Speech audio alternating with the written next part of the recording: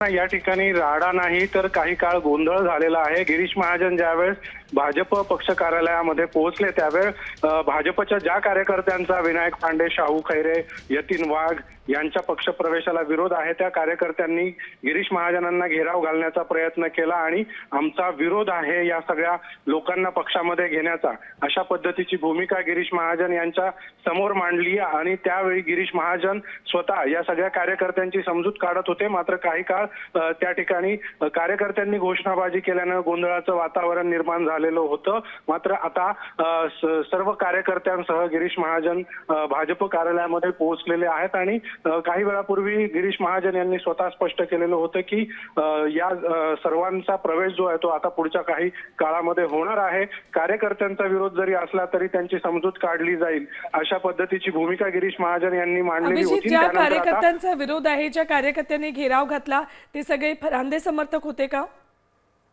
अगदी बरोबर आहे। ज्या प्रभागातून विनायक पांडे, शाहू खैरे, यतीन वाघ यांचा प्रवेश होतोय त्याच प्रभागातले भाजपचे हे सगळे जुने कार्यकर्ते आहेत। इच्छुक उमेदवार देखील त्यामध्ये आहेत की ज्यांना खरं तर महापालिका निवडणुकीचं तिकीट हवंय। हे सगळे कार्यकर्ते जे होते ते गिरीश महाजन यांना त्यांनी अडवण्याचा प्रयत्न केला भाजपच्या कार्यालयाच्या गेटवर आणि त्या ठिकाणी घोषणाबाजी देखील करण्यात आलेली होती। त्यामुळे कुठेतरी थोडंसं गोंधळाचं वातावरण भाजप कार्यालयाच्या बाहेर काही साठी निर्माण झालेलं होतं। मात्र गिरीश महाजन यांनी सर्व कार्यकर्त्यांची आता समजूत काढलेली आहे आणि आता हा पुढच्या काही वेळामध्ये विनायक पांडे यांच्यासह अन्य ज्या नेत्यांचे पक्षप्रवेश होणार होते ते पुढच्या काही वेळामध्ये आता पार पडणार आहेत। अभिजित, कार्यकर्त्यांची समजूत तर काढलेली आहे, पण आमदार देवयानी फरांदे यांच्या नाराजीचं काय? त्यांची समजूत काढली आहे का गिरीश महाजनांनी? काही वेळापूर्वी हॉटेल रेडिसन ब्ल्यू मध्ये गिरीश महाजन आणि देवयानी फरांदे यांच्यामध्ये एक बैठक पार पडलेली आहे आणि या बैठकीमध्ये देखील त्यांची नाराजी दूर करण्याचा प्रयत्न गिरीश महाजन यांनी केलेला आहे।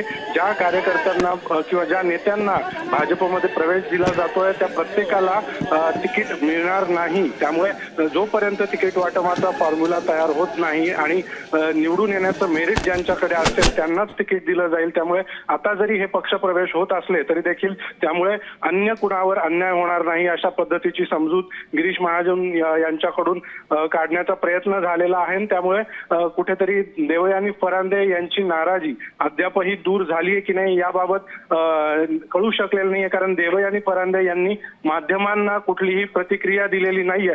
त्यामुळे नेमकं आता पुढच्या काळामध्ये भाजपच्या या सगळ्या प्रवेशावरून देवयानी फरांदे काय भूमिका घेत आहेत हे देखील पाहणं महत्त्वाचं असणार आहे। अभिजित, देवयानी फरांदे यांची भूमिका महत्त्वाची असेल।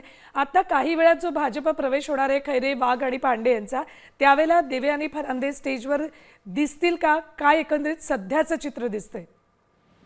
ज्या पद्धतीची माहिती मिळते त्यानुसार देवयानी फरांदे या पक्षप्रवेशाला या ठिकाणी उपस्थित नसतील, अशा पद्धतीची माहिती समोर येते आहे। मात्र कारण सकाळी त्यांनी सोशल मीडियावर पोस्ट करून या सगळ्या पक्षप्रवेशांबद्दल नाराजी व्यक्त केलेली होती आणि आपल्याला विश्वासात न घेता हे पक्षप्रवेश होत असल्याचं सांगत त्यांनी जाहीरपणे आपली नाराजी व्यक्त केलेली होती। त्यामुळे आता या सगळ्या पक्षप्रवेश सोहळ्याला देवयानी फरांदे स्वतः उपस्थित राहणार नाहीत, अशा पद्धतीची माहिती मिळते आणि त्यामुळे येत्या काळामध्ये त्यांची नाराजी मंत्री गिरीश महाजन किंवा भाजप पक्ष श्रेष्ठींकडून त्यांची नाराजी कशा पद्धतीने दूर केली जाते किंवा त्यांची नाराजी दूर करण्याचा प्रयत्न केला जातोय का हे पाहणं महत्त्वाचं